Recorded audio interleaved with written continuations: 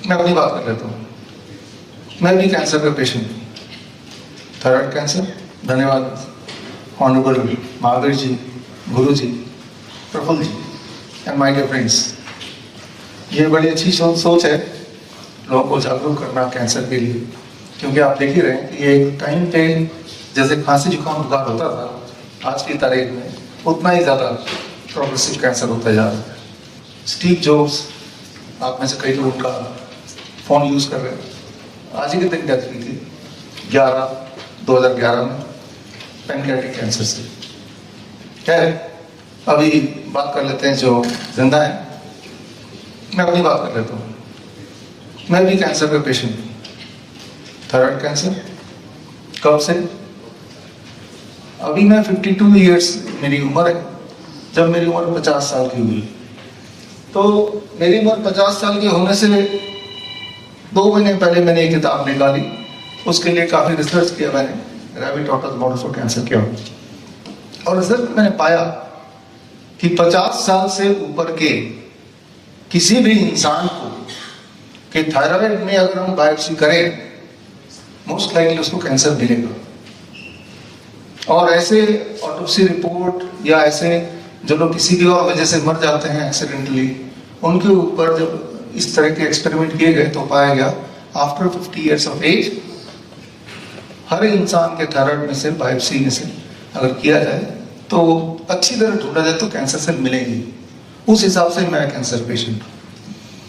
और 70% चांस है after the age of 50 prostate में कैंसर मिल जाएगा। तो ये बोलना चाह रहा हूँ कि कैंसर तो बॉडी में होता ही है, कैंसर को हम भगा नहीं सकते। कैंसर इज देयर, और जरूर नहीं कि कैंसर अगर है तो उसी से हमें मरना है। तो सबसे पहली बात तो ये समझना होगा, जब भी कोई बोलता है कि कैंसर मेरी बॉडी से कैसे जाएगा, वो जाएगा नहीं। That is in dormant stage, वो हर एक के बॉडी में है। अच्छी तरह ढूंढने वाली बात है, ढूंढने के लिए छेड़ने वाली बात है। मान लो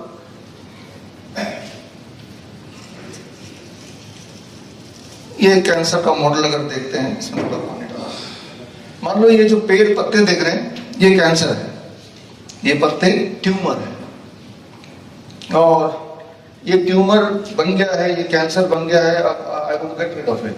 तो मैं क्या करूंगा, इसको मैं काट दूंगा, सर्जरी कर देंगे। तो कुछ दिन बाद दोबारा अगर इसको देखेंगे तो क्या मिलेगा आपको, दोबारा पत्ते आ जाएंगे। कितनी बार काटना पड़ेगा इसको?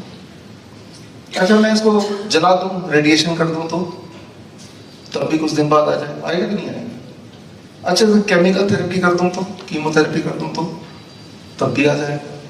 कितनी बार कीमोथेरेपी करें, कितनी बार इसको काटें, कितनी बार इसको जला दें कि अब ना आए, वो नहीं आ सकता। अगर मैं वाकई में चाहता हूं कि ये ट्यूमर गायब हो जाए तो मुझे चाहिए कितना भी स्ट्रॉन्ग, कितना ही बड़ा क्यों ना हो, अगर इसका सोर्स में हटा दूं, अब ऐसे ही रख दूं इसको, अब 1 हफ्ते बाद आएंगे, क्या ये पत्ते मिलेंगे? जड़ जाएंगे ना। तो जो सोर्स है ना उसको हटाना पड़ेगा, जो कारण है उसको हटाना पड़ेगा, कॉज को हटाना पड़ेगा। कॉज को हटाएंगे नहीं तो वो कैंसर कैसे जाएगा? वो ट्यूमर जो आपको तंग कर रहा है वो कैसे जाएगा? हम ऊपर देख रहे हैं लेकिन नीचे नहीं देख रहे हैं, तो कॉज को कैसे हटाएंगे? बहुत ही आसान है, डोंट ईट आफ्टर सनसेट।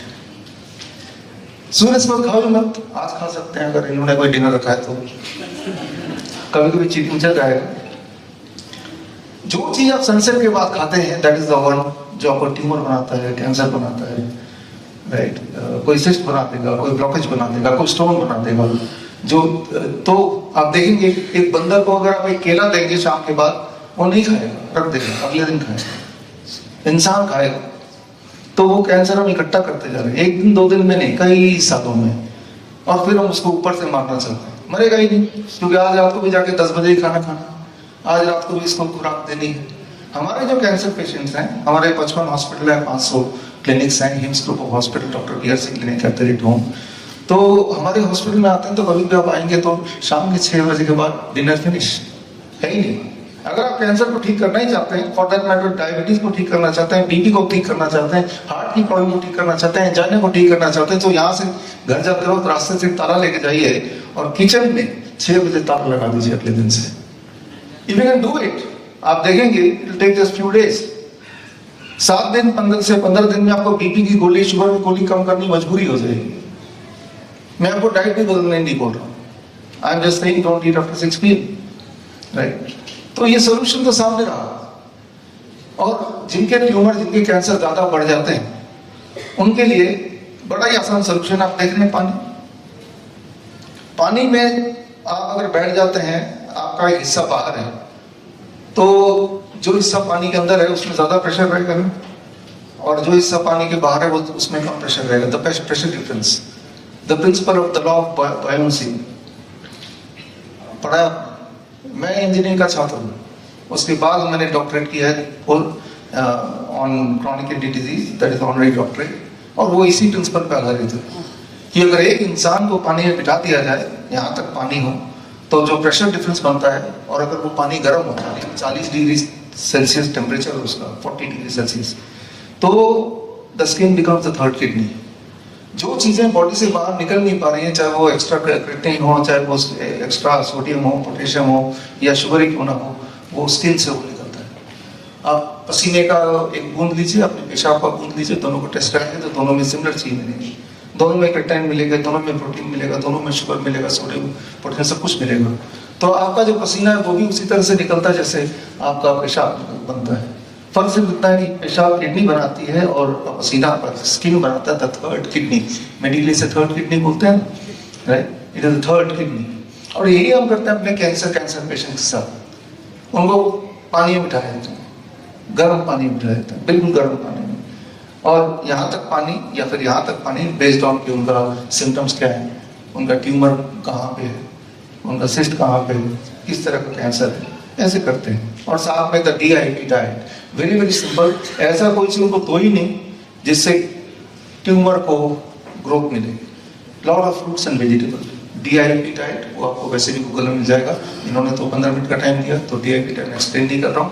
ये बुक है मेरे पास, ये बुक विश्वरूप.com/कैंसर अवेयरनेस में जाएंगे तो पूरा डाइट मिल जाएगा आपको।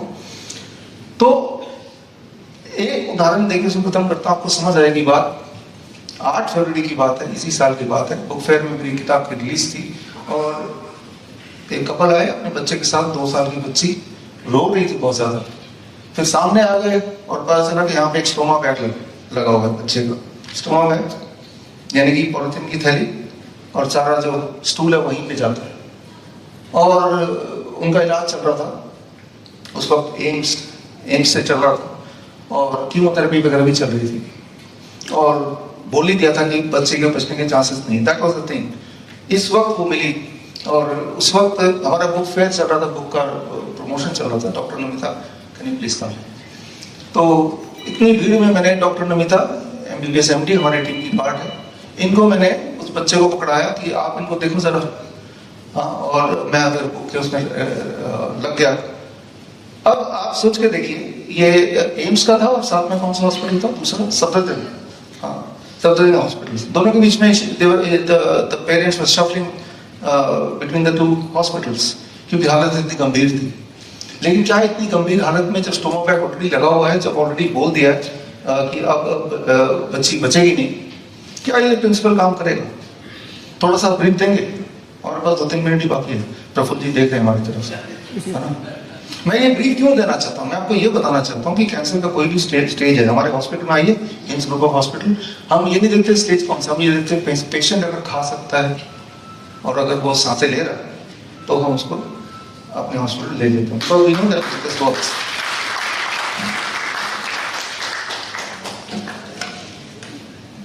बेसिकली 2.5 साल का बच्चा था, और उसको कैलकाटा में उसको बोला कि ऑपरेशन कराने के लिए, कैंसर का टेराटोमा था उसके, तो उसने ऑपरेशन करा लिया। उसके बाद उसको कीमोथेरेपी के लिए बोला गया, तो वो उसके कोई जानने वाले दिल्ली में थे, तो वो सफदरजंग और एम्स में आ गया था। यहाँ पर वो कीमोथेरेपी करा रहा था अपनी, लेकिन उसके बाद उसका मेटास्टासिस हो गया।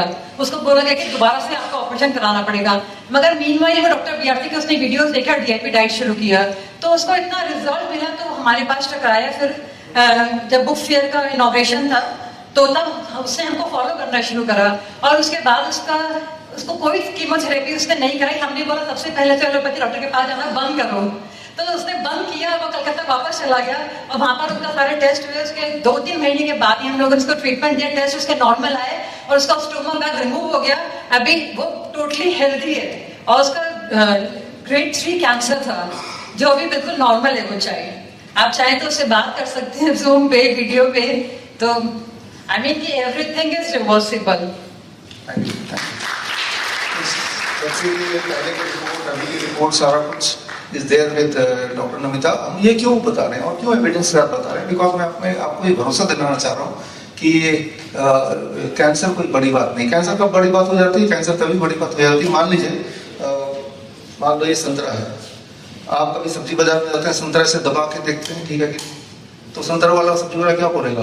अरे यार दवा खराब हो जाएगा, है ना, ऐसे ही बोलेगा।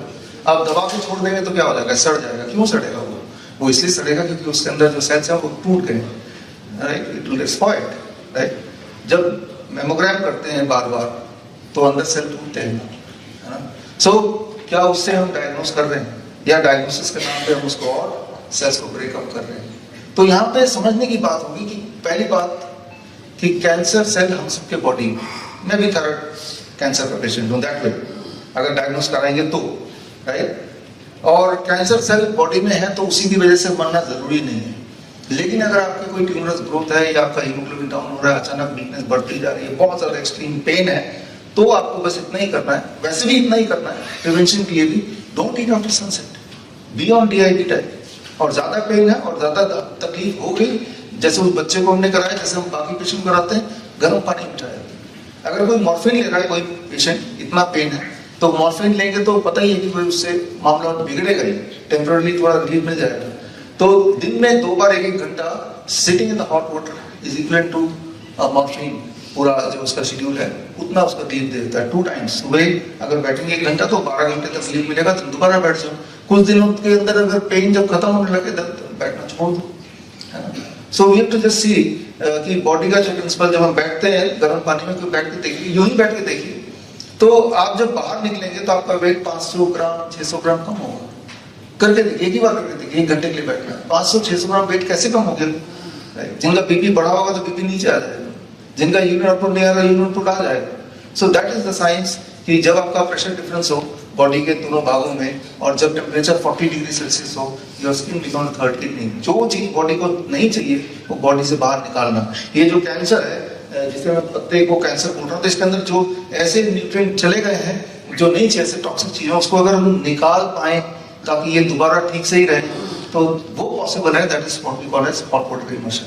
तो ये जो भी बातें मैंने बताई, it is very very simple, can be done at home. हमारे हॉस्पिटल में आते हैं लोग, लेकिन हम पहले से ही बता के चलते हैं, ये आप घर पे भी कर सकते हो, but people they do come.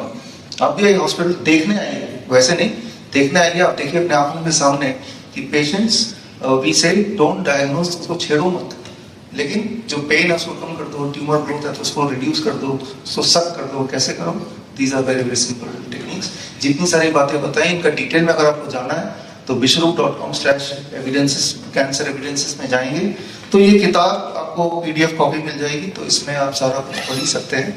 सो पहली बात तो कैंसर से डरने की जरूरत नहीं है, because cancer is there in our body. लेकिन अगर हाँ आपको डिस्कम्फर्ट हो रहा है, कोई ट्यूमरस ग्रोथ हो रहा है, हीमोग्लोबिन बहुत डाउन हो गया है, एक्सट्रीम पेन हो गई है, कोई नॉन हीलिंग अल्सर हो गया है, तो जितनी बातें मैंने बताई, कम से कम एक बात से आप शुरू कर सकते हैं। इसलिए नहीं कि कैंसर ना हो, कुछ भी अगर दवाई ले रहे हैं आप, एक बात से शुरू कर दीजिए, 10 दिन तक कीजिए। Don't eat after 6 PM, don't eat after sunset, and you will see some results almost immediately. धन्यवाद, थैंक यू।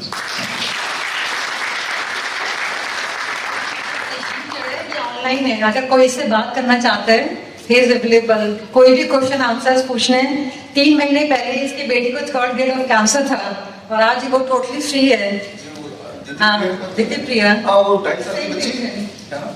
तो ये हम क्यों दिखा रहे हैं? बिकॉज हम आपको ये कॉन्फिडेंस दिला करते हैं कि कैंसर कोई बड़ी बात नहीं है, अगर हम जो भी मैंने बताया वो करेंगे तो, और ये सारा कुछ घर पे कर सकते हैं। कोई से बात करना चाहता है। बड़ी से बड़ी बीमारी का आसान से आसान इलाज घर बैठे ही हो सकता है। अधिक जानकारी के लिए कांटेक्ट करें nearest doctor BRC clinic @home।